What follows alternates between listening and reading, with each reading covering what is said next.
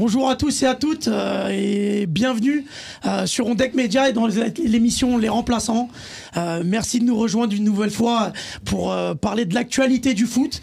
Aujourd'hui, on va vous parler un petit peu de l'actualité africaine, savoir un petit peu où en sont les grandes nations sur les qualifications pour la prochaine Coupe du Monde. Et je vais vous présenter tout de suite avec moi l'équipe de choc que j'ai choisie pour présenter cette émission. On a Kevin Makassi. Kevin. Salut, comment ça va? Bienvenue. Bah merci. Ça va la forme? Putain, ça fait plaisir de te voir en tant que présentateur. Ouais, écoute, on change un peu. Voilà, c'est les remplaçants. Aujourd'hui, c'est moi le capitaine du bateau. C'est ça, on va essayer de voir ce que ça donne. En tout cas, bienvenue à toi et beaucoup de choses à dire sur énormément. Sur les qualifications. Il y a beaucoup de surprises et moins de surprises, hein, Yacine. Effectivement, bonjour Yacine à tous. Ferguson, ça va? Ouais, ça fait plaisir avec des Africains à table. Exactement. Donc c'est facile d'en parler. On va effectivement parler surtout des surprises et des flops aussi, parce que moi, ce qui m'intéresse aussi en Afrique, c'est les équipes qui ont floppé, qui ont fait des belles cannes et qui ont floppé. Mais on développera ça ensemble. Exactement. On va démarrer tout de suite cette émission. Alors. Un point rapidement, c'est déjà sur les premières les équipes carré finalistes qui étaient carré finalistes de la dernière CAN, savoir aujourd'hui où elles en sont ces équipes-là. Donc on avait la Côte d'Ivoire, le Nigeria. C'est ça. Le Congo de Kevin. La RDC. Et ne pas confondre surtout parce que Brazzaville a pris 6-0 contre le Maroc, on y viendra je pense après. Nous on est les Républiques démocratiques du Congo, je tiens à le dire, voilà. Mais pourquoi tu le dis? Normalement, il faut préciser pour les gens. Les spécialistes du football africain et de la géographie africaine savent qu'il y a une différence entre le Congo-Brazza et la République démocratique. On m'a envoyé des messages en me disant voilà, Kevin, t'as perdu 6-0. Les gars, non, faites pas cette erreur s'il vous plaît.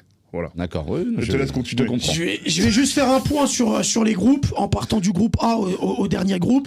Et après, derrière, on va revenir sur ces 4 équipes-là. On va vite fait faire un point sur ces 4 équipes. Et on va revenir après sur les grandes nations et les surprises, parce que vous avez pas mal de surprises à nous donner. Donc le groupe A, on a l'Égypte qui est leader pour l'instant, avec en 4 journées. Donc il y a eu 4 journées, 3 victoires pour l'Égypte et un match nul, avec 10 points. Et derrière, qui est suivi de près par le Guinée-Bissau. Enfin, de près ou de loin, j'ai envie de vous dire, parce qu'il y a déjà 4 points qui les séparent. Donc Guinée-Bissau qui a une victoire, 3 matchs nuls, avec 6 points sur ce groupe A. Sur le groupe B, on a le Soudan, qui est une surprise. Le Soudan, on va en parler après. Effectivement. Premier du groupe avec 3 victoires, un match nul, donc 10 points, exactement. Derrière, c'est le Sénégal qui suit avec 8 points, 2 victoires, 2 matchs nuls sur ce groupe B. Sur le groupe C, on a le Rwanda avec donc qui est leader. Une des surprises aussi pour l'instant de ces phases allées, avec 7 points égalité avec l'Afrique du Sud, avec 2 victoires et un nul à eux deux. On a le groupe D avec le Cameroun, premier. Alors il y a des choses à dire sur le Cameroun, on va y revenir, parce qu'on a beaucoup suivi le Cameroun avec tout ce qui s'y passe. Et malgré ça, le Cameroun est premier avec 8 points. Tout à fait, on en parlera après. On en parlera après. Et qui est suivi par la Libye, 7 points, et le Cap-Vert, 7 points. On a le groupe E avec le Maroc, qui est solide leader avec 9 points. 3 matchs, 3 victoires. Et derrière, on a la Tanzanie avec 3 matchs, 2 victoires, 1 nul, qui a 2 victoires, 1 défaite, qui a 6 points.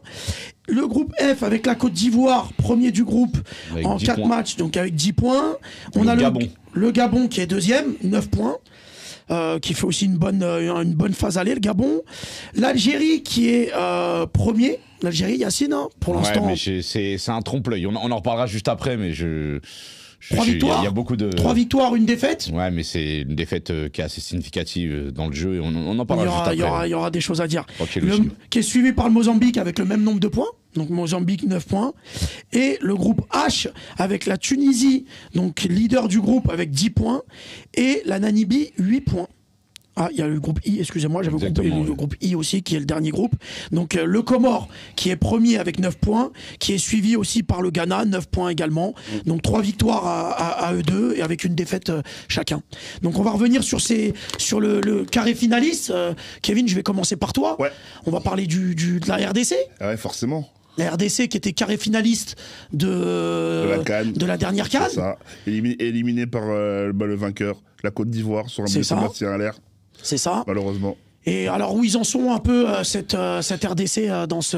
Franchement, on est en dans cette poule. Ouais, on est en mode reconstruction. Là, on a un nouveau coach, je sais pas si tu connais Sébastien Desabre, qui était justement à Niort et là qui est venu maintenant dans nos sélections, qui a prolongé de 5 ans jusqu'en 2029. Donc, je pense voilà, c'est vraiment un coach qu'on a pris sur la durée. Mais qui était déjà là pendant la CAN. Parce que quand tu dis nouveau coach, ça peut prêter à confusion. Ouais, voilà, un nouveau coach, mais en fait, qu'on a prolongé. C'est grâce à lui aussi, au travail qu'il a effectué, que vous faites un aussi beau parcours. Exactement, il est sur une continuité plutôt. Et là, voilà, il a continuité, non, parce que avant, quand même, avant lui, c'est comme un peu, pas le néant, mais voilà, il n'y avait pas cette cohésion, je trouve, d'équipe. Là, depuis qu'il est arrivé, il est sur une continuité depuis la CAN. Oui, excuse-moi, il est sur une continuité de son travail depuis la CAN. Il a réussi, tu vois, à ramener des joueurs, tu vois, pas mal de binationaux, tu sais, qui ont apporté, tu vois, un équilibre à l'équipe. Par exemple, tu sais, comme Axel Touanzebe, qui vient d'arriver, je pense qu'on en parlera, tu sais, face au Sénégal, qui a fait un match monstrueux en tant qu'arrière droit, alors qu'avant on avait Kaloulou, mais Kaloulou qui était très bon aussi, qui est à Lorient. Et tu vois, en fait, maintenant, on arrive à avoir des joueurs, je pense qu'on n'arrivait pas à tirer avant. Ce qui fait que maintenant, le Congo, en fait, recommence à devenir une vraie nation du football. Parce que, et là, sur cette phase allée, que tu sens que c'est une équipe en confiance. Ouais, parce que quand tu regardes le bilan, il est pas trop mauvais. On sort comme tu l'as dit, d'un match nul au Sénégal, où on fait un partout. Voilà, c'était un match. Pour rappeler, en fait, à ceux qui nous regardent, la première place est qualificative directement pour la Coupe du Monde. Et la deuxième, t'as un barrage. C'est ça. Il y aura un barrage à jouer. Et donc voilà, donc avec le Congo, avec les 3 matchs qu'on a fait, c'était des matchs pas, on va dire, au niveau technique, c'était un peu compliqué. On va pas se mentir, le Sénégal-Congo, c'était très compliqué. Franchement, vous marquez à la fin et je te garantir que c'était un match difficile. Ouais, et d'ailleurs, justement, t'as Jackson qui met le poteau. Exactement, très brouillon sur ce match-là. C'était vraiment très brouillon. Ensuite, on joue le Togo au stade des Martyrs. On gagne 1-0, mais c'est très compliqué. Franchement, dans ce match-là. Mais du coup, ma question, c'est est-ce que tu vois le Congo sortir premier ou deuxième de cette poule par rapport à ce que tu as vu sur les phases allées? On a largement les capacités. Franchement, avec ils ne sont pas premiers du groupe. Hein. C'est ça. Ils sont troisième du groupe. Ils sont troisième du groupe. Hein. Premier Soudan, deuxième Sénégal. C'est ça, mais comme je te disais en off, il y a un recours là actuellement qui a été déposé par ADC concernant un joueur du Soudan, parce qu'on a perdu contre le Soudan c'était il y a 3 mois, ce qui fait que là, le recours peut-être pourrait jouer en notre faveur. C'est-à-dire que si le recours est accepté, le Congo aurait 3 points de plus, donc le Congo se relancerait dans le groupe. Ouais, ça concerne grosse surprise pour l'instant dans ce groupe-là. Très grosse surprise. Enfin, on parle d'un groupe quand même où il y a Sénégal, Mauritanie. Il y a Mauritanie aussi. On parle d'équipes qui ont été plutôt performantes durant la dernière CAN. Et franchement, voir le Soudan, qui est un pays très neutre en Afrique. Très peu de personnes peuvent citer le nombre de fois où le Soudan a participé à une Coupe d'Afrique. C'est une sacrée surprise. Alors, moi, ils ont 2 points d'avance sur le Sénégal. Pour être honnête, je ne connais même pas leur 11 type ni la moitié de leur effectif. Mais ça, encore une fois, ça veut dire que l'écart entre les équipes africaines se resserre. C'est de plus en plus difficile. Il reste un match pour la fin de la phase allée. Et après, donc, on va démarrer cette phase retour. Alors, pour l'instant, tout est jouable. L'équipe qui est première peut se retrouver dernière. Donc voilà, il faut rester sur une continuité, mais pour l'instant, c'est la surprise des premiers. C'est la surprise, et surtout, j'attends de voir aussi par rapport au calendrier les matchs à domicile, parce que ce genre d'équipe à domicile, c'est très très dur d'aller gagner chez elles. C'est des équipes qui sont portées par leur public et qui n'ont rien à perdre, parce que tu dis le Soudan. Mais t'imagines s'ils finissent premier de groupe pour une qualification à la Coupe du Monde? Exactement. Nous, on est allé jouer là-bas, justement, on a perdu sur un but de gag sur corner. Et franchement, moi, j'ai regardé le match justement contre le Soudan. C'est un petit stade, mais très grosse ambiance. Tu sens que c'est comme les stades anglais, un petit peu. Voilà, tu sens un peu la pression un peu, du public. Et justement, nous, on avait un peu lutté, tu vois, à marquer ce but. Et après, le Soudan en a profité, tu vois. Donc, le Soudan, moi, je pense que ça va être une surprise. Mais moi, je pense pas sur le long terme. Hein. Parce que le Sénégal, on sait très bien que généralement, ils se loupent pas dans les qualifications. Le Sénégal, on va parler un peu du Sénégal. Le Sénégal qui sont deuxièmes, qui sont au contact du Soudan pour l'instant. Bon hein, Sénégal. Hein. Tu trouves que ça ronronne un peu? Ouais, le dernier match qu'on fait justement contre eux, chez eux, je trouve que le dernier match, ils ont gagné contre la Mauritanie. Ils gagnent la Mauritanie. Là-bas. Ils gagnent 1-0 sur un but de Habib Diallo. Mais juste avant, ils jouent contre nous, donc la RDC. Et au niveau qualité technique, c'était famélique. Il y avait rien. Moi, personnellement, le Sénégal, actuellement, ils sont à un tournant de la suite parce qu'ils ont de leur projet. leur projet, parce qu'ils ont commencé effectivement à intégrer des binationaux.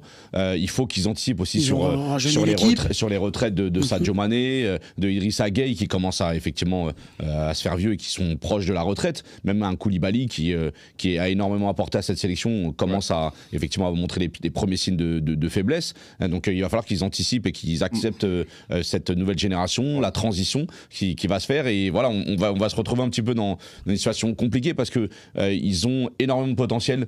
C'est une équipe qui a un potentiel offensif exceptionnel sur le papier. Clairement. Mais maintenant, il va falloir trouver la cohésion et Aliou Cissé va devoir trouver les solutions parce que c'est une abondance de biens, notamment offensifs, mais ça devient un peu plus compliqué défensivement. C'est une équipe qui est très friable et qui subit énormément par rapport aux dernières prestations qu'ils ont pu effectuer. Qui est-ce que tu vois dans ce groupe finir premier ?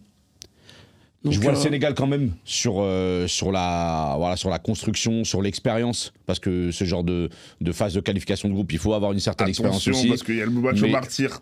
Oui, non, mais en fait, arrête avec ton stade des martyrs. Il y a le match au martyr. Et au martyr, il faut savoir que le RDC est invaincu. D'accord, ok, ils sont invaincus. Voilà. Et c'est tout ce que tu voulais me dire. Bah oui, parce qu'ils sont invaincus. Mais il peut y avoir des nuls. Non, mais c'est pour te dire que la RDC va recevoir le Sénégal à 2 matchs de la fin des qualifications. D'accord. Il faudra voir déjà si la RDC est en contact. Ça peut être un tournant. Et entre-temps, si vous êtes assez loin au niveau du classement, ça va changer quoi ? Je pense pas, je pense qu'on va faire un carton plein. Carton plein. Là, tu vois le Congo ne plus perdre aucun point dans cette poule. C'est ce que tu es en train de me dire. Non, parce qu'en fait, il y a forcément des matchs compliqués, parce qu'on va se déplacer en Mauritanie, et on sait que la Mauritanie, c'est un peu la bête noire, on va dire, de l'Algérie, donc voilà. Mais c'est quoi le rapport avec le RDC ? Non, mais c'était pour te dire que tu voulais m'envoyer une crotte de nez, en fait, c'est ça ? Ah, j'ai compris. Pour te titiller un peu. Pourquoi la bête noire ? Ils nous ont battus une fois dans leur vie. Mais c'est pour dire que c'est une belle équipe. On va avancer. Une belle équipe qui est dernière du classement. On va avancer. En tout cas, toi, tu vois le Sénégal finir premier. Kevin, tu vois qui, objectivement, me parle pas, ne me dis pas Congo. Non, franchement, je suis objectivement. Honnête. Non, je suis honnête, franchement, il y a la place. Je jure, avec le recours, il y a la place de finir premier. Donc vous comptez sur le recours pour effectivement passer. En fait, le recours va tout déterminer. Moi, je pense que si le recours ne passe pas, le Soudan terminera deuxième. Je vais le noter. Devant la RDC. Je pense pas. On verra. On reparlera. On leur parlera, mais je pense pas. Ça va te faire mal, je sais, ça va te faire mal. Est-ce que tu penses que le Soudan va rester sur la continuité ? Bah pour l'instant, en sachant qu'ils vont quand même se déplacer au Martyr, ils vont se déplacer au Sénégal. Ça va être des matchs couperés. Hein. Ouais, mais après, ils vont recevoir d'autres pays. Et Yacine, toi, tu vois le Sénégal finir premier. Moi, je vois premier Sénégal. Je vais vous demander, en fait, pour chaque groupe. Deuxième Soudan et troisième Congo. Ok, tu me dis même, ok, Sénégal, Soudan. Troisième Congo.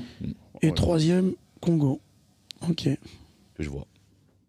Moi, je suis pas franchement, je suis déçu du Congo dans le jeu. J'ai regardé les derniers matchs. Ouais, mais. Franchement, c'est pas fameux. Kevin, toi, tu me donnes dans l'ordre premier, deuxième, troisième. Moi, Congo. Premier, Sénégal, ils vont finir deuxième. Et troisième, Soudan. Et troisième, Soudan. Ok. Très objectif, ça. Bah oui. C'est logique. Ça marche. Logique en plus. Non, mais quand tu vois la dynamique de l'équipe. On passe au groupe C, Kevin. On avance. On passe au groupe C. Donc, le groupe de l'Afrique du Sud, qui était aussi.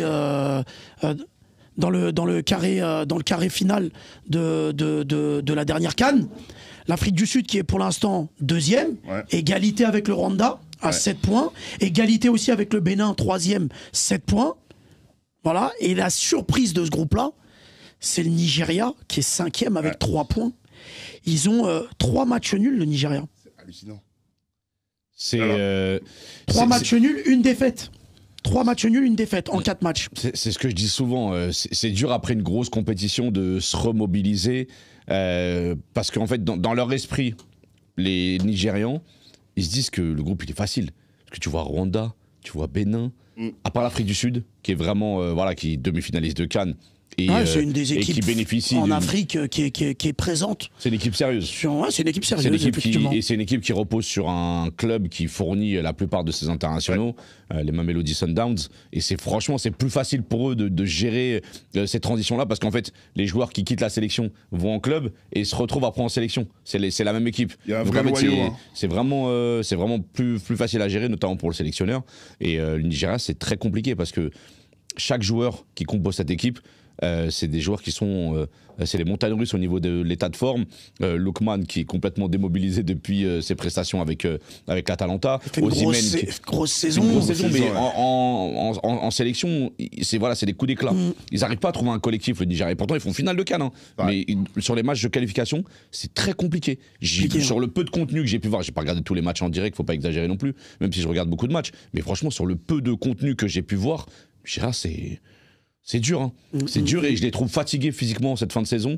Et vivement la trêve pour eux et vivement le mois de septembre et les prochains matchs de qualification parce que ça va être compliqué. Faut qu'ils fassent un carton plein. Sinon, ce sera Nigeria à la trappe. Et donc, Kevin ? Mais c'est quoi généralement la philosophie du Nigeria ? Est-ce que c'est le même jeu qu'ils avaient à la CAN ? Ou est-ce que là, avec les joueurs qu'ils ont pu peut-être avoir... Est-ce qu'ils ont pu réussir à créer c'est une équipe offensive qui a toujours joué un football offensif, mais c'est un football déséquilibré. C'est-à-dire qu'au milieu de terrain, ils sont capables de prendre des vagues. Et si tu as une équipe organisée en face, ça devient très compliqué pour le Nigeria parce qu'en fait, les phases de repli ne sont pas faites automatiquement. C'est des joueurs qui cherchent leur 1 contre 1. On parlait de Lookman juste avant, je peux parler de Moses Simon. Ils ont Mofi aussi. Mofi, Boniface. Chukwueze, ils ont quand même beaucoup de joueurs qui clairement, offensivement, ils ont un potentiel exceptionnel. Mais ça suffit pas. Dans le football africain actuel, les meilleures équipes sont les équipes qui défendent le mieux. Donc c'est très physique. Hein. Et la grosse surprise de ce groupe, c'est le Rwanda. Ouais. Le Rwanda leader, attention à ce que tu vas avec dire, 2 victoires, 1 nul, 1 défaite. Voilà, c'est la surprise de ce groupe-là. On les voyait pas à ce niveau-là. Surprenant, mais je pense pas qu'ils vont rester leader, hein, personnellement. Et pour l'instant, ils le sont.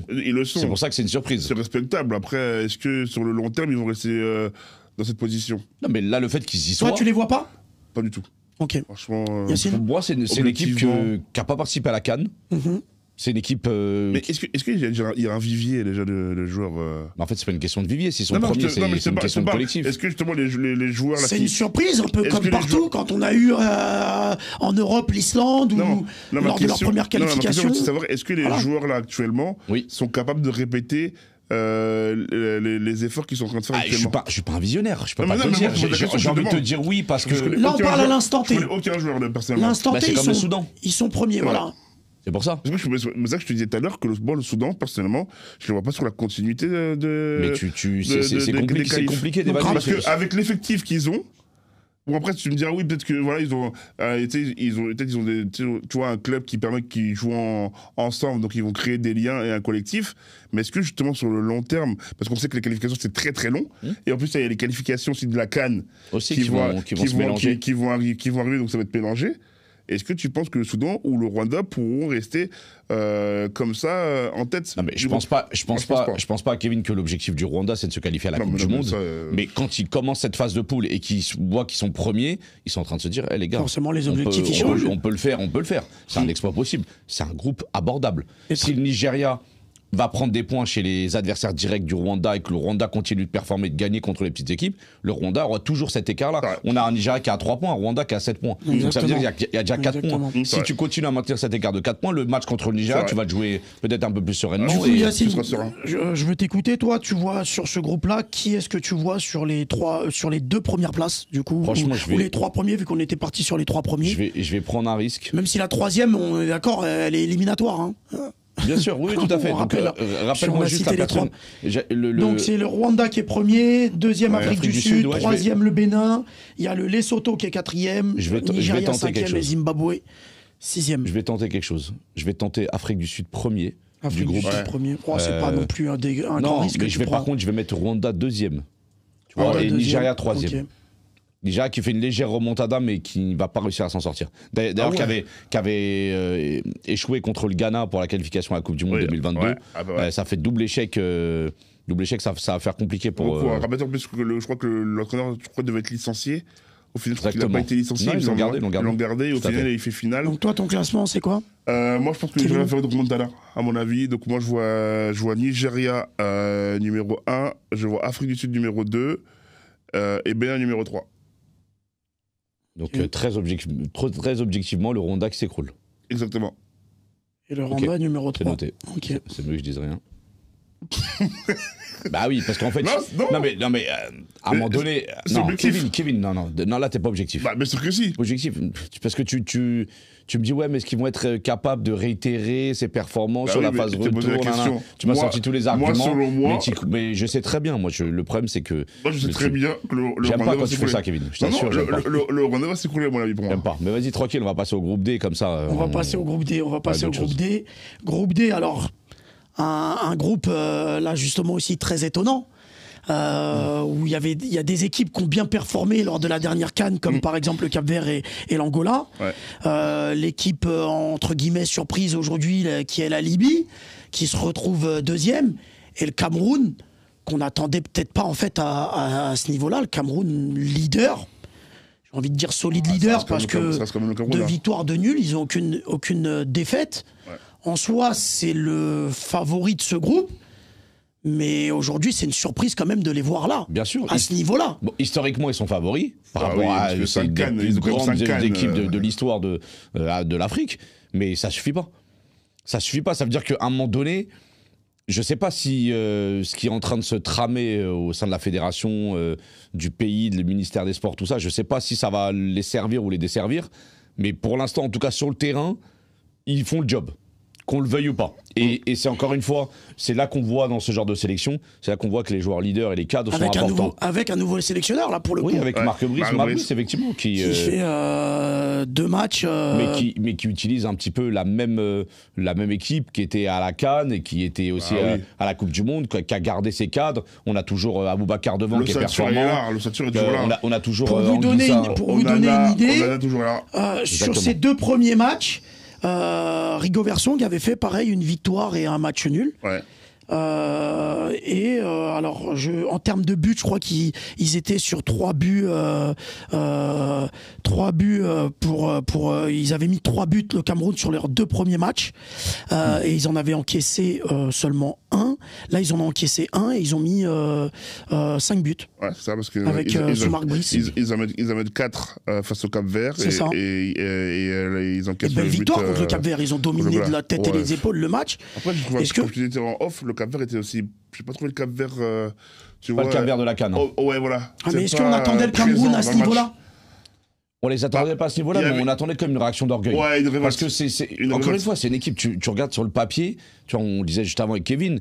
Mais attends, quand tu vois Onana, quand tu vois Zambo Anguissa, quand tu vois la défense centrale, tu vois Nga 2, il y a quand même des joueurs. Ongia, qui est un excellent joueur au milieu de terrain, qui est franchement très performant. On peut même parler de Carlos Baleba. Ouais. Tu vois, c'est un jeune joueur avec un fort potentiel. Je voulais qu'on en parle. Lui, c'était le grand absent, justement, de la dernière CAN côté camerounais. Rigo Versong ne l'avait pas sélectionné. C'est un des choix de Marc Brice de l'avoir sélectionné. C'est la grosse surprise sur les 2 matchs, parce qu'il fait 2 matchs qui sont vraiment incroyables. À un des postes les plus importants du football. Exactement. Le milieu de terrain en point de basse, en sentinelle, très dur. Pour avoir l'équilibre en plus. Est-ce que ça peut être le joueur qui manquait au Cameroun pour briller? Le chaînon encore, tu penses? Exactement. En tout cas, joueur d'avenir. 20 ans, on rappelle, c'est un 2004. Très jeune, du coup. Qui évolue à Brighton, dans le meilleur championnat du monde. Potentiel futur milieu de terrain d'un encore plus grand club que Brighton. La confiance de Roberto De Zerbi, très importante pour sa progression en club. Et si maintenant il a la confiance du sélectionneur au Cameroun, je ne vois qu'une progression possible et je vois prendre les clés du camion très rapidement. Et c'est un joueur qui est gaucher, qui a un profil rare quand même dans ce type de profil en tout cas. Et moi, j'aime beaucoup. J'aime beaucoup ce qu'il met comme impact, comme intensité, sa qualité de passe. Bon, il doit encore progresser. Joueur d'avenir. Ouais, il doit encore progresser sur en sélection ou en club, c'est un joueur d'avenir. Il a une très grosse marge de progression. Hein. Comme je disais, il a que 20 ans. À 20 ans, je pense qu'il aura temps de se développer. En plus, il joue dans un club comme Brighton, justement, qui est là pour développer un peu les jeunes. De Zerbi, on ne sait pas ce qu'il va faire l'année prochaine, mais avec De Zerbi, c'est comme un coach. C'est comme un coach de classe mondiale, tu vois. C'est comme un coach, tu vois, qui arrive justement à développer les jeunes. Ils sont partis de chercher à Lille, Brighton. Hein. Ouais. Moi, j'ai une question pour toi, Kevin. Pourquoi est-ce que Rigo Versong ne l'a pas sélectionné lors de la dernière CAN? Est-ce que justement c'était pas politique, on va dire entre guillemets? Est-ce que c'est vraiment Rigo Versong qui a fait sa sélection? Non mais vas-y, t'es en train de. Non mais c'est ça la question aussi qu'il faut poser. T'es en train de faire c'est un peu de la spéculation. Non, je spécule. Tu dis est-ce que c'est Rigobertson qui a décidé de faire la liste? En tout cas, Rigobertson et Samuel Eto'o ont toujours travaillé main dans la main. Oui, parce que tous les problèmes qu'on a. Si ça peut répondre à ta question. Tous les problèmes qu'on a vus en sélection, est-ce que justement Rigobertson. C'est les problèmes qui se passent actuellement. Peut-être pas l'option. Pour rappeler à ceux qui nous regardent, on a fait plusieurs émissions que vous pourrez revisionner sur la page YouTube, Facebook, etc. Sur tout ce qui se passe actuellement, le contexte actuel camerounais, avec la nomination de Marc Brice, donc qui fait ses deux premiers matchs, qui fait ses débuts avec la sélection camerounaise, et donc Samuel Eto'o. Donc vous pourrez suivre tout ça sur les émissions précédemment, mais du coup, je vais continuer, je vais embrayer sur cette question-là. Marc Brice, pour l'instant, clairement, il fait un sans faute. Pour l'instant. Pour l'instant, il s'en sort bien. Il vient d'arriver. Sur les joueurs qu'il met, sur ses résultats. Non, mais même sur le contenu. C'est-à-dire que j'ai vu le résumé du Cameroun-Cap-Vert. Je me dis, c'est pas mal. Je me dis pas, c'est l'équipe catastrophique que j'ai vu jouer à la CAN. Parce que le Cameroun à la CAN, c'était une catastrophe. Faut être honnête.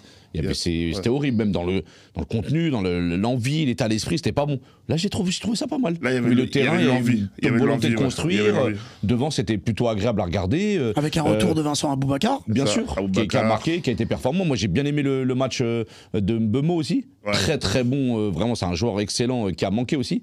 Et c'est pas mal. J'apprécie. Ça a été bon, Ngade. Ouais, Ngade, très très bon match. Ngade était très très bon contre le Cap-Vert. C'est vrai qu'il marque sur corner. Exactement. Sur le premier but, donc Ngade était très bon. bon. Et j'ai une dernière question à vous poser par rapport à ça. Par rapport au contexte actuel, justement, au Cameroun, entre la FECAFOOT et le ministère, Marc Brice, etc. Est-ce que vous pensez que si le Cameroun arrive à faire de bons résultats, est-ce que ça peut apaiser les tensions entre le président de la fédération et... Ça suffira pas. Ça suffira pas. Malheureusement, c'est autre chose. Il y a une Coupe du Monde derrière. On parle d'une qualification Coupe du Monde derrière. En fait, le conflit, il est obscur. Il n'est pas football. Il n'est pas lié forcément. Il est politique. C'est autre chose. C'est politique, c'est financier, c'est des conflits d'intérêts. C'est compliqué de dire que peut-être le foot va... Donc pour toi, juste de gagner et de finir premier de la poule, de se qualifier pour la Coupe du Monde, il peut encore y avoir des rancœurs. Ça va ralentir et peut-être diminuer, atténuer certaines rancœurs, mais ça va pas les faire partir. Ça les fera pas disparaître. C'est plus profond que ça. Donc au final, pour revenir à ce groupe D, la Libye qui est deuxième avec 7 points, donc 2 victoires, 1 nul, 1 défaite pour la Libye, et le Cap-Vert, donc troisième avec 7 points également, donc 2 victoires, 1 nul, 1 défaite pour le Cap-Vert, avec cette lourde défaite contre le Cameroun. Pour être honnête, moi je voyais pas le Cameroun, après tout ce qui s'est passé, venir gagner même à domicile 4-1. Apparemment, il n'y a eu aucune... Non, mais toi qui es Cap-Verdien en plus, clairement, tu t'es pas dit ça avant le match, tu t'es pas dit on va se faire tabasser comme ça.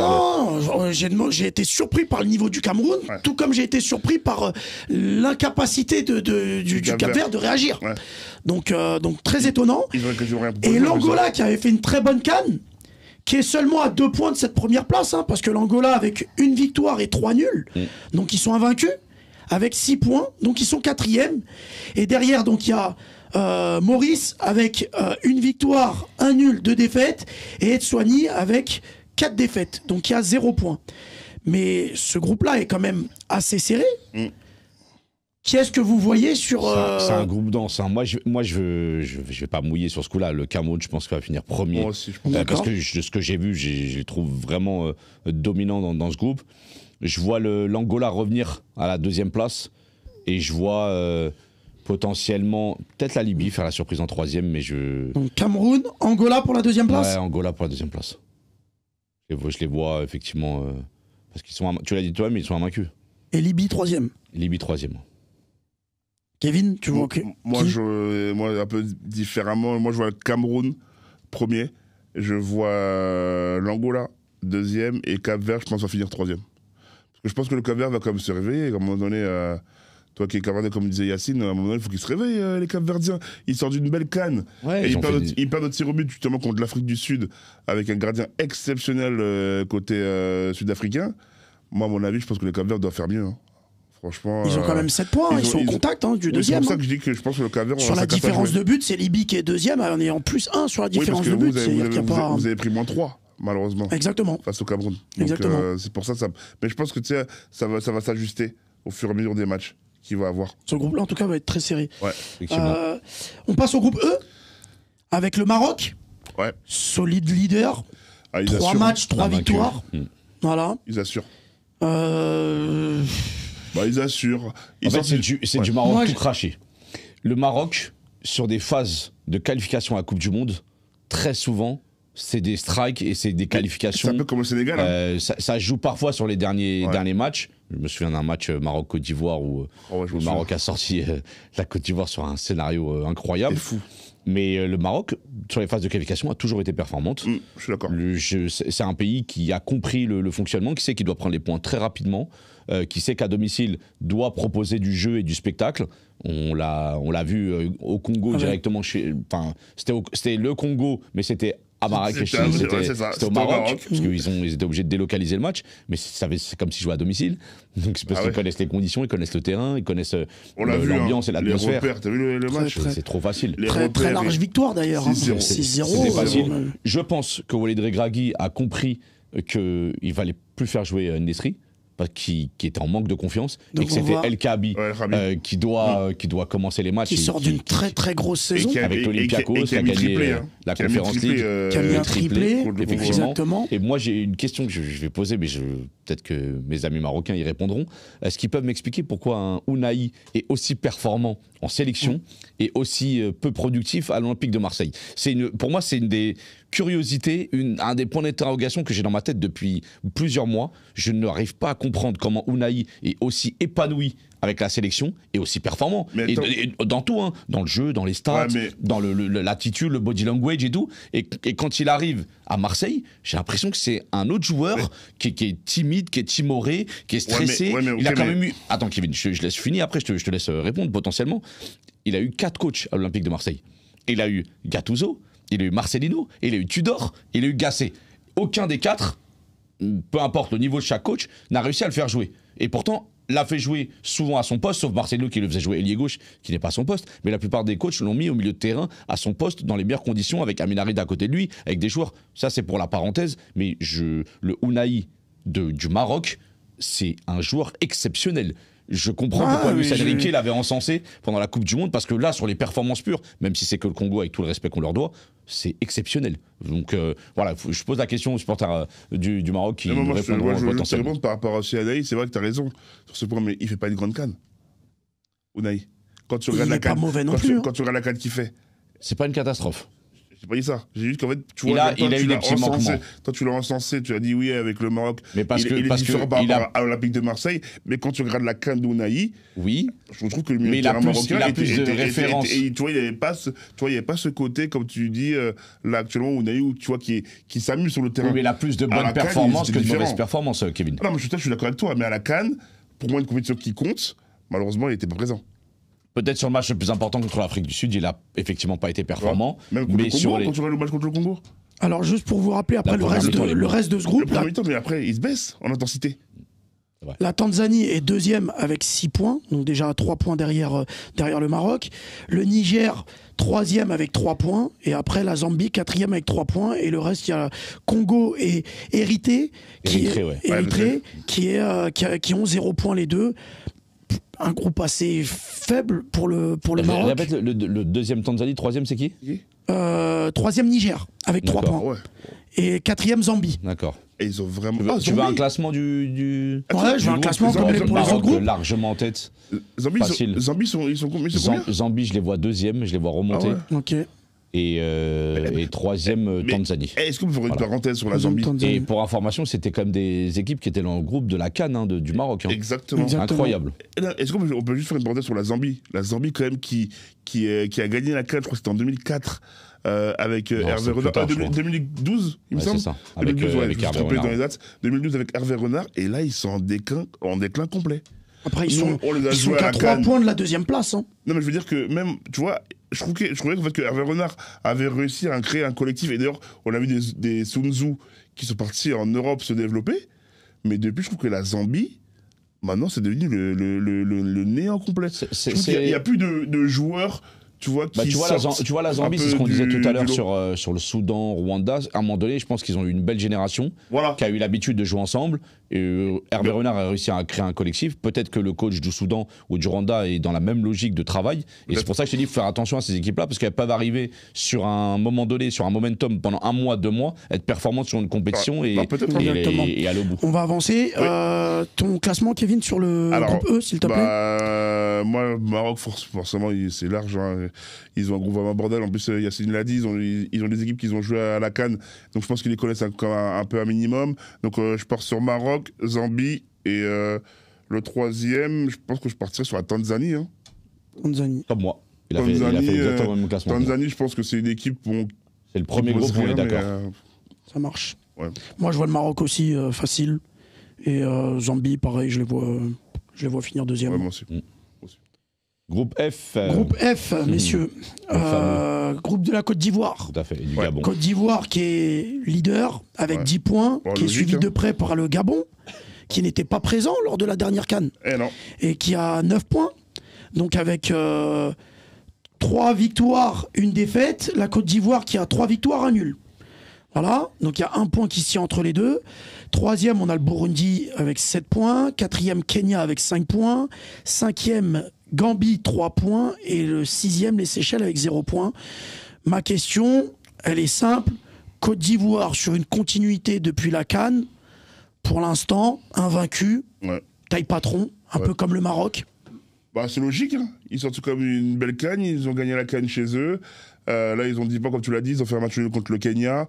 Bon, c'est peut-être une erreur de parcours, mais sinon, en fin de compte, quand tu regardes le bilan, à l'heure actuelle, la Côte d'Ivoire a 10 points, donc je pense que la Côte d'Ivoire finira pas tranquillement en tête, mais je pense qu'ils se sont assurés quand même déjà un petit bagage pour la première place.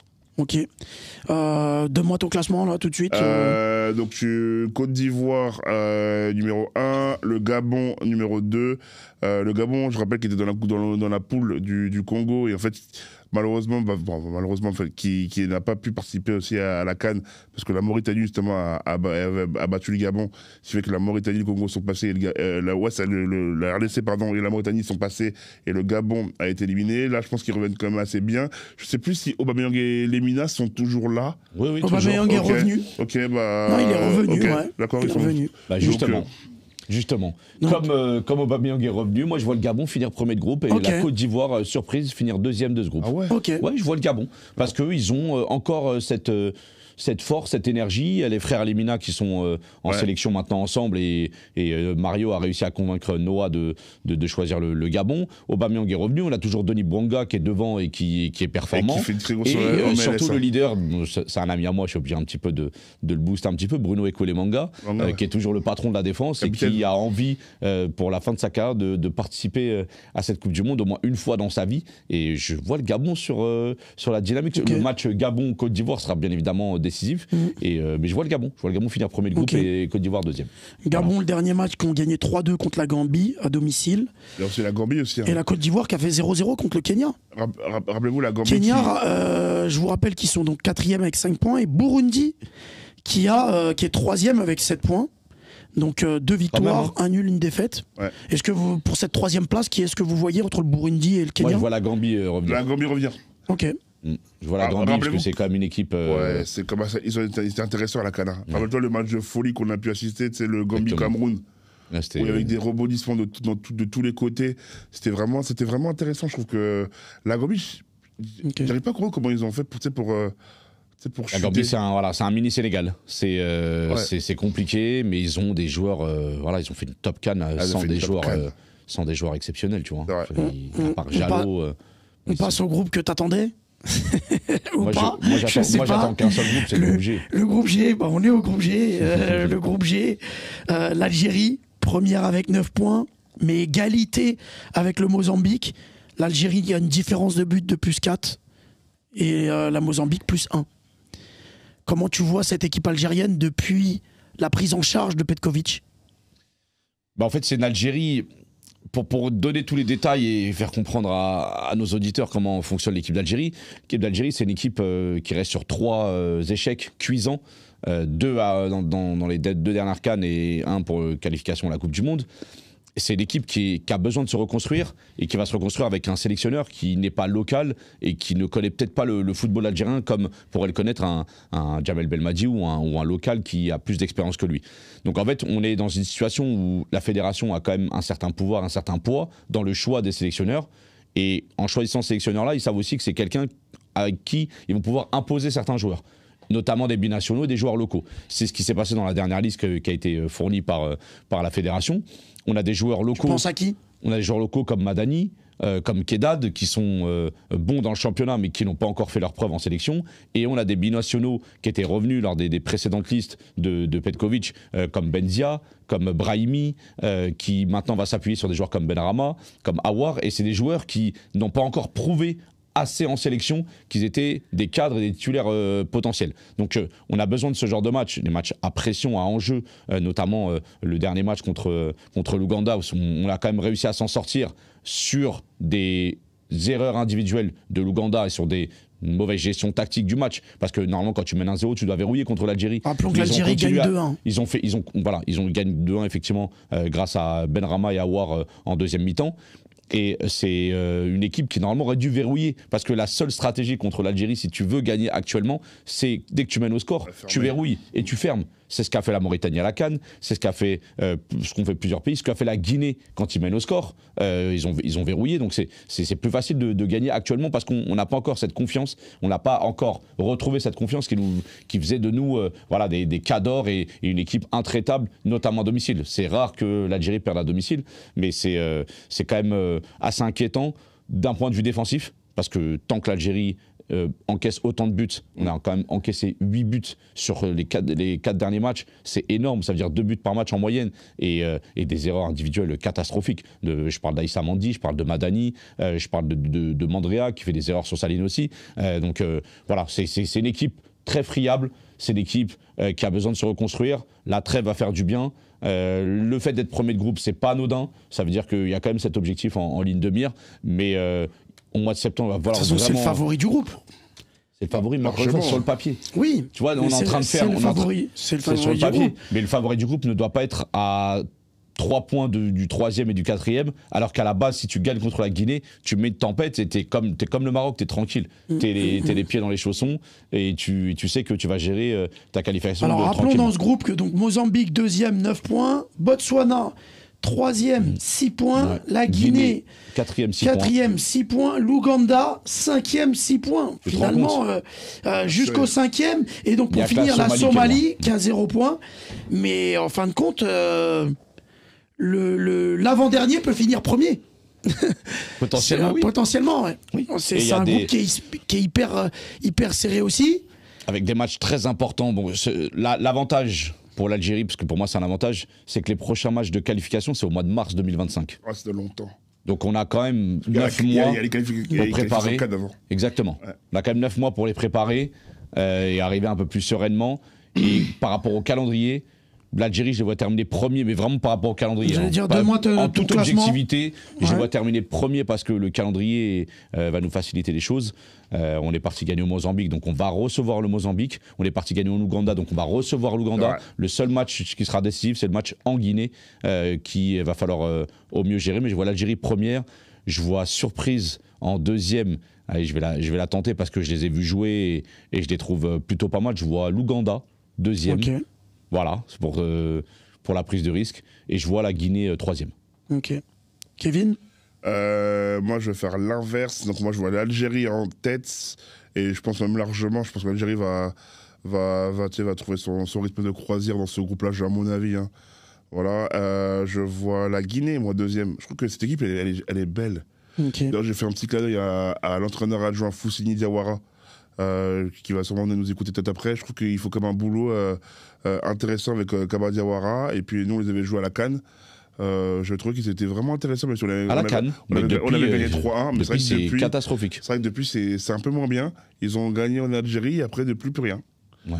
Donc je vois la Guinée deuxième. Et en troisième position, Il y a le Botswana, Mozambique qui là est deuxième avec 9 points. Le même nombre de points que l'Algérie. Après, il y a le Botswana qui est troisième avec 6 points. Ouais, bon, je mettrais le Mozambique troisième, je pense. Parce que Mozambique, on a quand même vu des belles choses à la CAN de la Mozambique, même si voilà, ils ont été éliminés au premier tour. Mais je pense que cette équipe. Moi, je pense que ça va être très serré entre l'Algérie et le Mozambique. Je pense peut-être que l'Algérie va finir première, mais que Mozambique sera deuxième. Moi, pour moi, l'Algérie va finir première. Très serré. Ça reste comme ça dans. Ouais, moi, pour moi, ça va rester comme ça. Ouais. C'est possible. Moi, ça va prendre des points d'un peu partout, mais ça va jouer sur les dernières journées et Algérie va rester premier. L'Algérie reçoit le Mozambique, reçoit l'Ouganda, c'est quand même des avantages. C'est pour ça que je te dis, mais l'Ouganda va continuer à prendre des points, la Guinée va prendre des points aussi, mais ça va il va y avoir une petite bataille dans ce groupe, moi c'est ce que je sens. On passe au groupe H. Messieurs. Merci de m'avoir donné la parole sur l'Algérie dans le groupe G. Je t'en prie, c'est la moindre des choses. Le groupe H avec Tunisie, qui est aussi un solide leader, 10 points, invaincu, 3 victoires, 1 nul en 4 matchs, qui est suivi par la Namibie.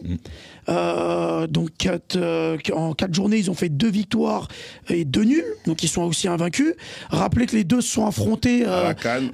et se sont affrontés à la CAN et se sont affrontés là, et ils ont fait match nul 0-0. Et à la CAN, rappelle-toi aussi qu'ils perdent 1-0. Et la Namibie a 8 points. Et qui est suivi derrière par le Libéria avec 7 points, le Malawi 4e, 6 points, la Guinée équatoriale 5e avec 3 points, et Saint-Thomé qui a 0 points. Saint-Thomé principal. Moi, la plus grosse dinguerie du groupe, c'est la Guinée équatoriale. Ouais. On se souvient de la CAN exceptionnelle qu'ils font. Alors, tu te rappelles tout ce qui s'est passé aussi en interne. Oui, bien sûr. Après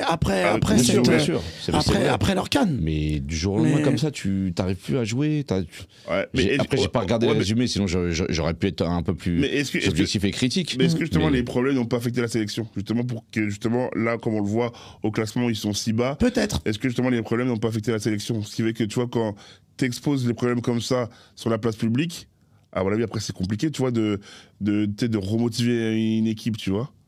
Donc après, on sait que c'est comme... Après, ils ont quand même essayé de remettre de l'ordre parce que je crois qu'Ensoué est revenu justement dans cette sélection. Ça, j'ai pas suivi par contre. Franchement, j'ai la vérité, j'ai pas suivi. Je sais juste que c'est une équipe qui fait 2 CAN d'affilée de très très haut niveau. Moi, je me souviendrai toujours de 2021. Non, mais moi, en 2021, déjà contre l'Algérie, nous avait quand même, c'est à cause d'eux qu'on se fait sortir du groupe. Et là, cette année, franchement, le 4-0 contre la Côte d'Ivoire, il est létal. Mais personne s'y attendait. Tu vois la Côte d'Ivoire éliminée. Ah oui. Tu les vois pas qualifiés. Tu les vois ultra dominés. C'est pas comme c'est pas vraiment. Enfin, tu dis pas Côte d'Ivoire à domicile comme ça. Ils auraient pu prendre plus de buts. C'est assez incroyable. Mais bon, c'est. Et un mot sur la Tunisie. Moi, la Tunisie, encore une fois, c'est une équipe qui est régulière en Afrique, qui pratique pas un jeu. Partie des grosses nations africaines, non ? C'est pas un style de jeu exceptionnel, mais c'est une équipe qui est toujours présente. Je pense que le match décisif sera contre la Namibie, parce que c'est l'adversaire direct et c'est l'équipe qui les a mis le plus en difficulté, que ce soit, comme le disait Kevin, à la CAN. Et là maintenant, c'est une équipe contre qui ils ont pris qu'un point. Rappelons que la dernière CAN, la Tunisie ne s'est même pas qualifiée. Eh oui. Si, ils étaient qualifiés à la CAN, mais c'est pas sorti. Ils ne se sont pas qualifiés. Ils n'ont pas fait de 8e de finale. Ils sont sortis lors des matchs de poule. De la Namibie. Exactement. Et c'était très étonnant venant de la Tunisie, comme venant d'autres. C'est ce que je disais tout à l'heure pour la Tunisie. Sélections qu'on déçu. Avec tout le respect que je leur dois, c'est une nation amie. Ça manque de talent. Il n'y a pas de. Là, tout de suite, si vous êtes incapable de me citer 2 joueurs qui sont capables de faire changer le cours d'un match, il n'y en a pas. C'est fini avant. Mais ça y est, Msakni, Msakni, il était où quand ils ont fait 0-0 ? S'il y a 0-0, c'est que ça manque de. Ça manque de déclencheur. Il y a un manque de créativité. Ça, je suis d'accord avec toi. Et puis même au niveau du jeu, comme l'a dit Yacine, moi je parle souvent avec Fouad, etc. C'est vrai qu'au niveau du jeu, c'est pas fou. Moi, je connais personnellement des joueurs de la sélection et franchement, c'est très compliqué. Je parle tout le temps avec Nader Grandry, c'est un ami à moi. Il me dit c'est compliqué. Mais est-ce que justement aussi, quand je posais la question, est-ce que justement les problèmes avec le président, le fait aussi que le GL Kadri justement soit parti, est-ce que justement ça résulte pas sur les résultats ? Il y a des clans. Il y a les clans en Tunisie, il y a les clans entre les locaux, les binationaux, il y a les joueurs de l'Espérance de Tunis, les joueurs de Sfax. Il y a beaucoup de problèmes déjà, effectivement, à l'intérieur de la sélection. C'est compliqué, hein. Franchement, bon courage à la Tunisie parce que nous pour l'instant, ils sont premiers. Non, mais ils sont premiers. Quand je dis bon courage, c'est dans le sens la restructuration, voilà, de nouvelles générations. Tu me disais bon courage pour la qualification parce que pour l'instant, ils sont vaincus. Ils sont bien partis. Un coach, un président, parce que là, je vous rappelle que le président est quand même en prison, les amis. Le président est en prison. C'est-à-dire qu'ils n'ont même pas de président à la tête de la fédération. Peut-être qu'on va contacter Samuel Eto'o pour s'occuper de lui. Et donc, votre classement, on va commencer par toi, Kevin. Ton classement. Tunisie, c'est une valeur sûre. Même malgré tous les problèmes qu'ils peuvent avoir en haut, ils vont terminer premier du groupe. Après, tu vois qui en deuxième? Namibie deuxième. Parce que je pense que Namibie. Pour toi, ça bouge pas. C'est en train de monter, la Namibie, hein, franchement. C'est bien, ça travaille bien. Ça travaille bien. Ok, troisième. Et en troisième. Il y a le Libéria 7 points, il y a le Malawi 6 points, Guinée équatoriale 3 points. Est-ce que tu vois la Guinée équatoriale peut-être revenir? Je ne vois pas revenir. Je pense pas. Je vois peut-être une surprise justement avec le Libéria qui est à 7 points. Ouais. Dédicace à monsieur Georges Weber. Et toi, Yacine? Du Libéria. Tunisie. Ok. Namibie. Ok. Et comme ça finit par un I, Malawi. Malawi, tu vois le troisième Malawi? Ouais, j'avais bien aimé le match contre l'Algérie. Hein. J'ai trouvé entreprenant, j'ai trouvé jeune, dynamique. Franchement, j'avais bien aimé. Donc voilà, Libéria, Et le dernier groupe, on finit par le groupe I, avec des surprises là encore, parce que le Comore premier avec 9 points, avec une différence de but de plus 4. Le Ghana deuxième avec une différence de but de plus 2 avec 9 points également.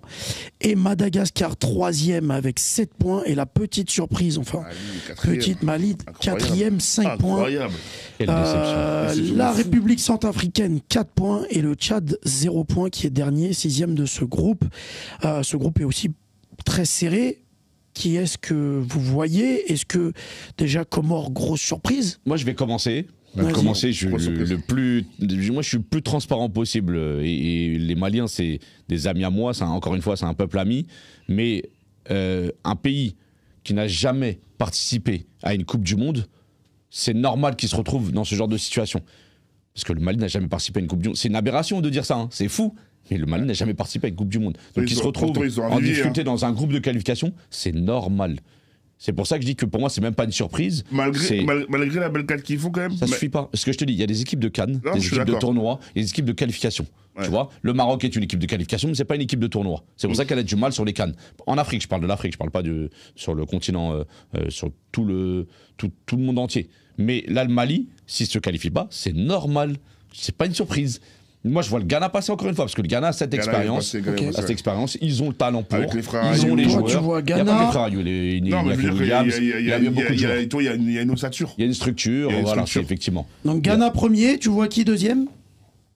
Est-ce que. Non. Oui, c'est ce que tu m'as dit. Ghana premier, il n'y a pas de souci. J'ai envie de voir les Comores deuxième. Et Mali troisième.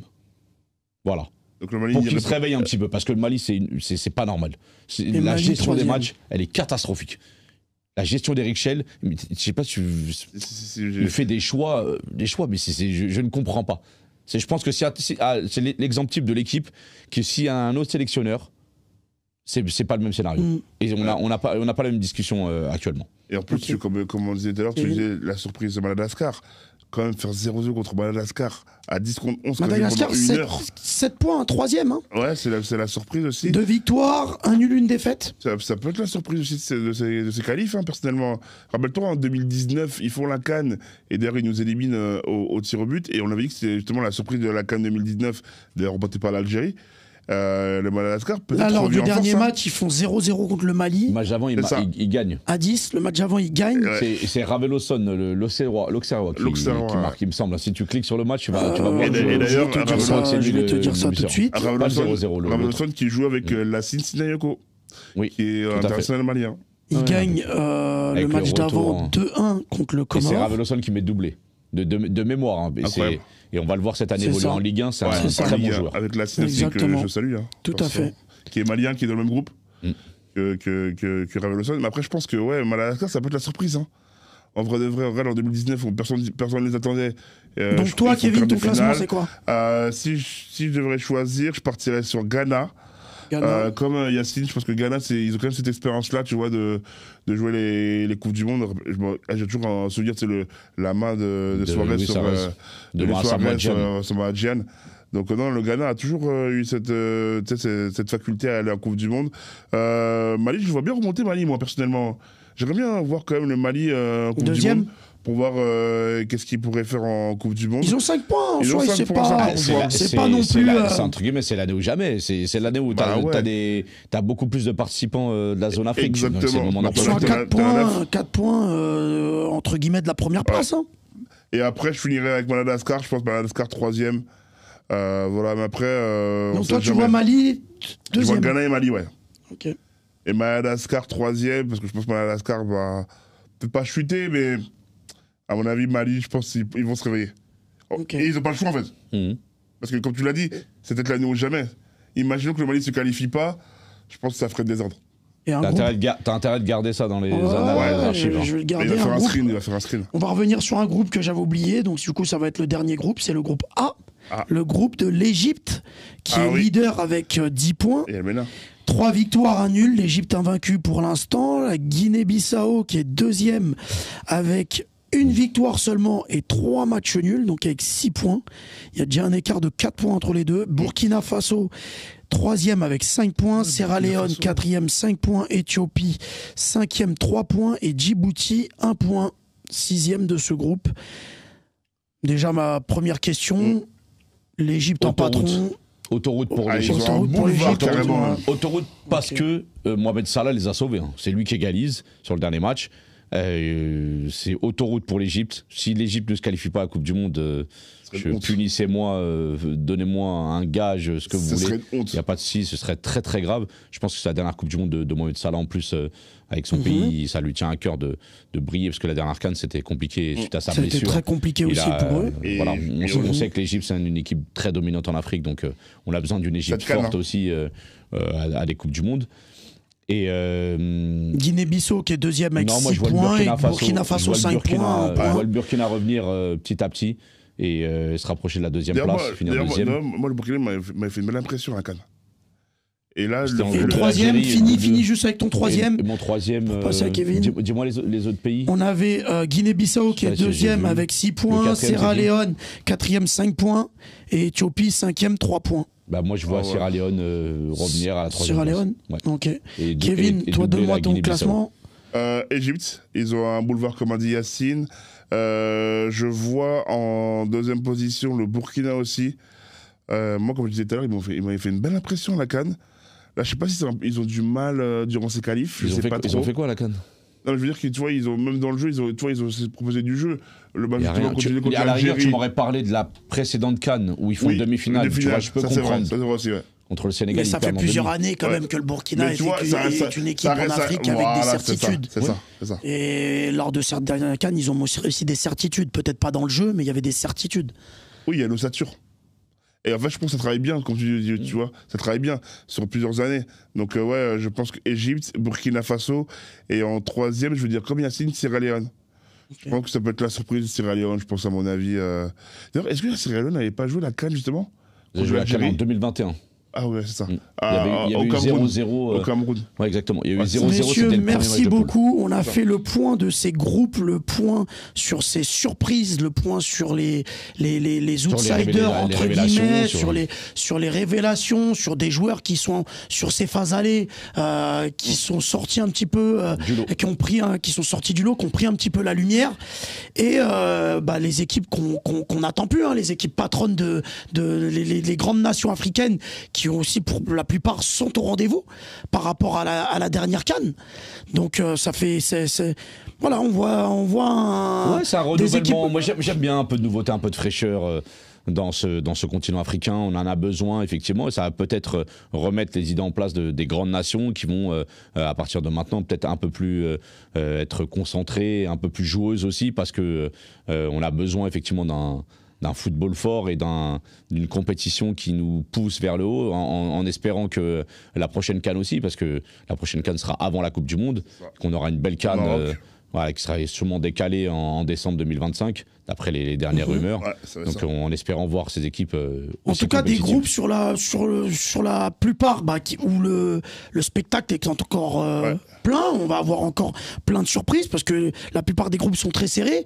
À part deux groupes où vraiment on a par exemple le Maroc, l'Égypte qui se détachent du reste. Final, on a des écarts qui sont très resserrés dans les autres groupes. Donc il y aura encore beaucoup de choses à suivre en direct sur Ondec Média. Tout à fait.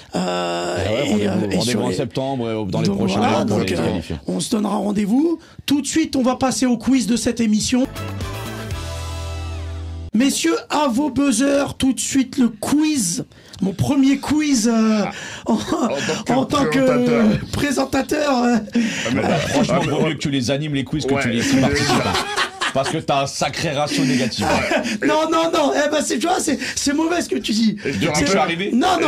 Peut-être que j'ai plus de défaites contre toi. Non, mais avant moi. Mais attention, là, je t'ai préparé un petit quiz. J'espère que Kevin, tu vas. Et je te rappelle que tu restes sur un 0.1. Non, un point.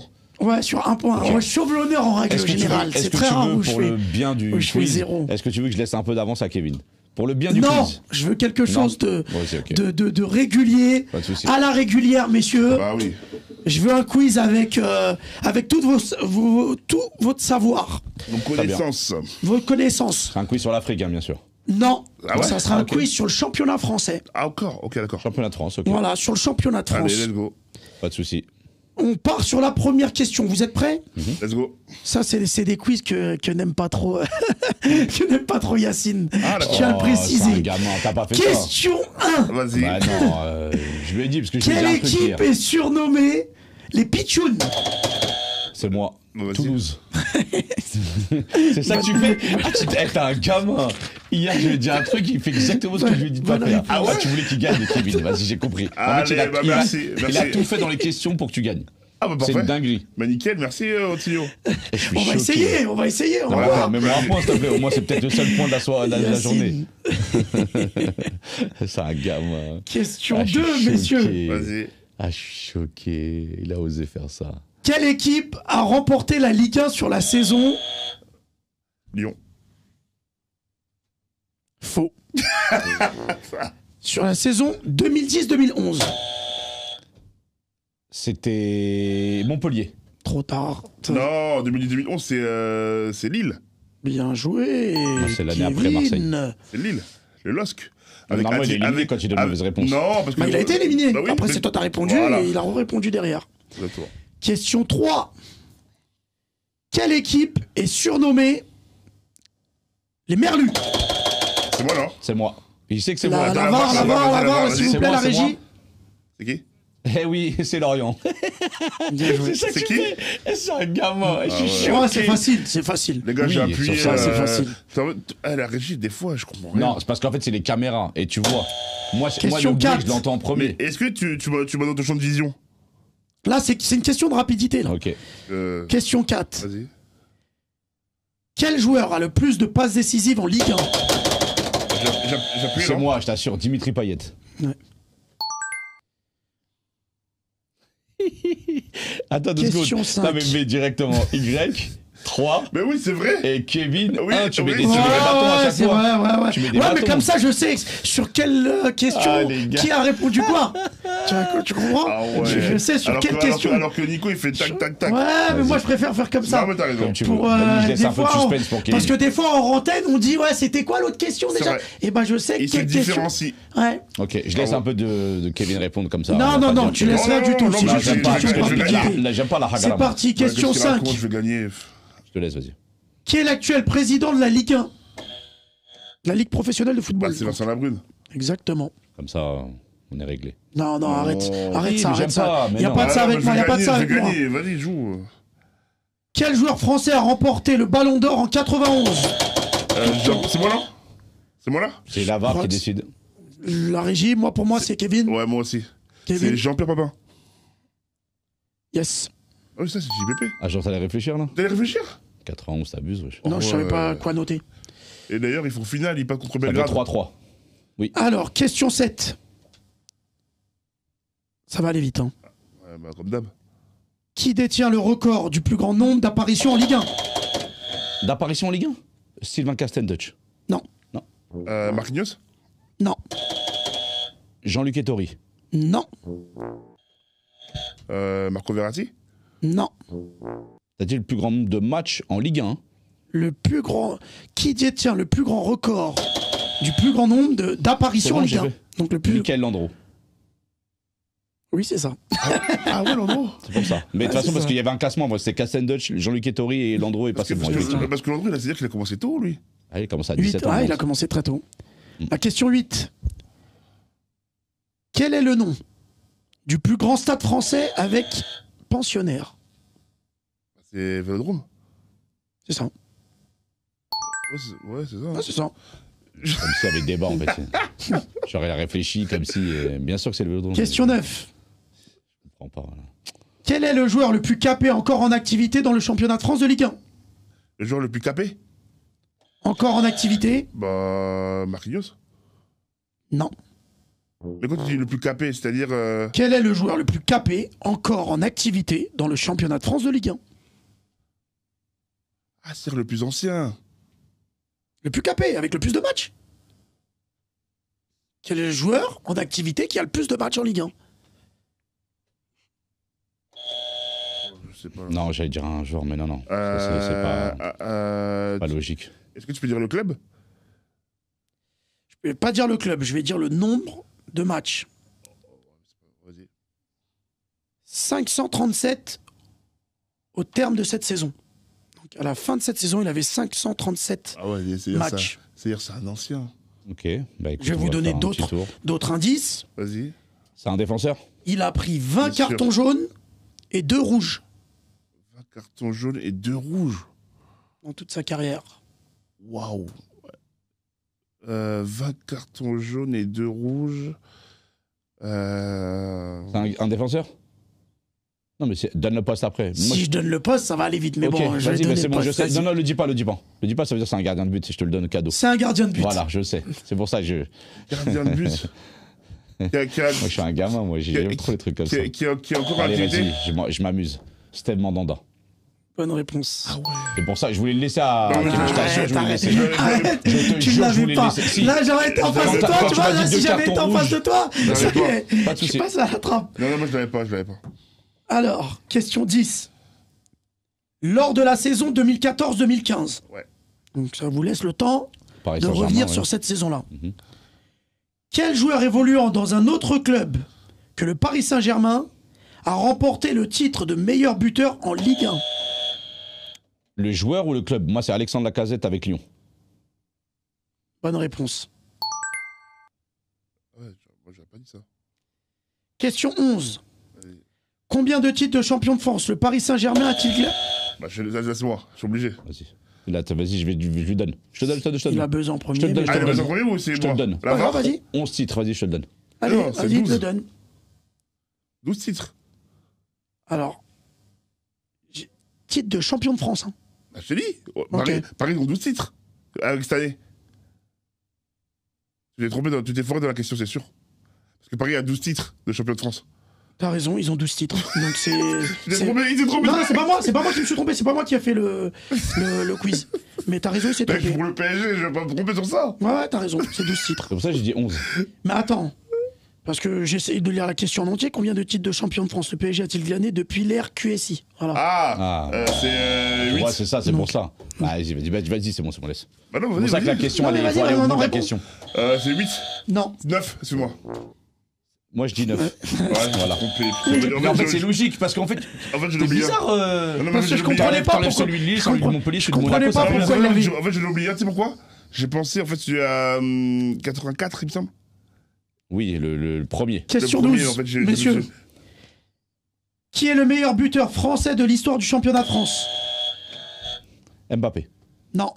Le meilleur buteur français? Qui est le meilleur buteur français de l'histoire du championnat de Ah, France? ça m'a répondu vu qu'il a répondu. Oui, ça te Ouais. Bon, je vais dire Jean-Pierre Papin. Faux. Je peux donner une réponse, c'est une cartouche Ouais. chacun. Djibril Cissé. Faux. Ok. Meilleur buteur du championnat de France. Je vais dire la Casette. Allez, je vais tenter. Hein. Lacazette? Non. Non, impossible. Ouais, mais j'ai pas marqué 7 buts. Mais j'ai pas d'attaquant qui vient en tête, là. Surtout un Français, Là, c'est à toi, ça veut dire. Ouais, c'est à moi, là. Cartouche. Qui je vais te cartoucher? Qui je vais cartoucher? Vas-y, on va la tenter. Mais c'est à l'ancienne. Stéphane Guivarch. Non. Ah ouais. Oh. Attends, donc là, c'est à moi. Donc, meilleur attaquant français. Non, buteur. Buteur. Je vais essayer, mais c'est un truc de fou. Lilian Ashland. Non. Je tente un truc de fou. Non, mais faut tenter. C'est un Français, donc faut que je cherche dans les Français. Un Français qui moi, je la trouve bizarre après la réponse, vous allez me dire, mais. Ah ouais, moi, je la trouve bizarre, ouais. Ah, bon. Vas-y, à toi. Mais l'attaquant, normalement, vous le trouvez.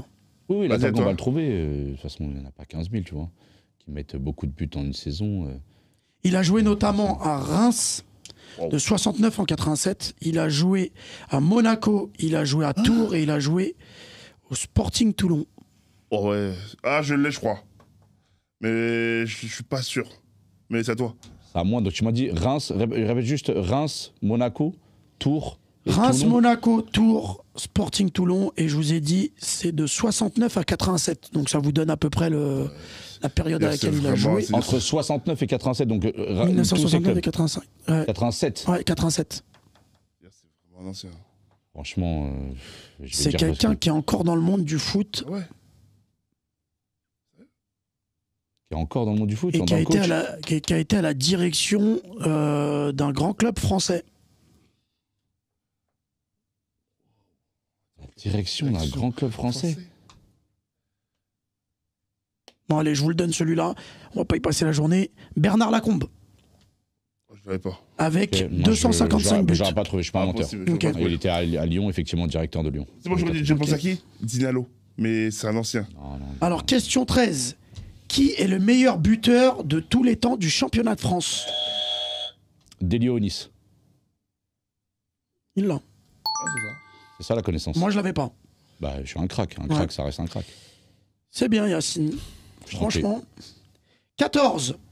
Quand se tient la première édition du championnat de France de football professionnel baptisé Division Nationale? Donc la D1. J'ai oublié l'année, je vais dire l'année au pif, mais je sais qu'après c'est passé en Ligue 1. Je crois que c'est en 2000, il me semble. Elle a dit la première année, pas la dernière. La première année. De la D1, la première année. Ah, première année. Première année. Moi, je dirais. Dites-moi des dates et je vous dis. Moi, je dirais après-guerre, 1948. Moins. Okay. 1945. Moins. 1923. Plus. 1935. Moins. 1933. Gagné. Oh là là, je t'ai dit. Dernière question, messieurs. Dernière question. Avant de clôturer sur cette émission.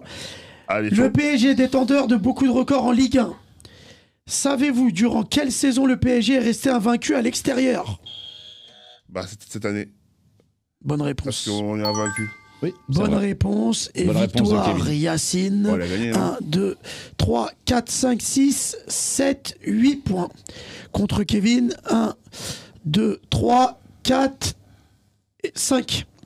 Bon, ça va. Ah.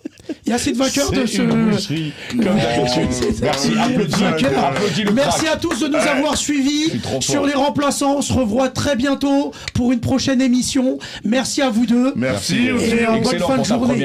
Merci beaucoup. Allez, à la prochaine. Merci à tous.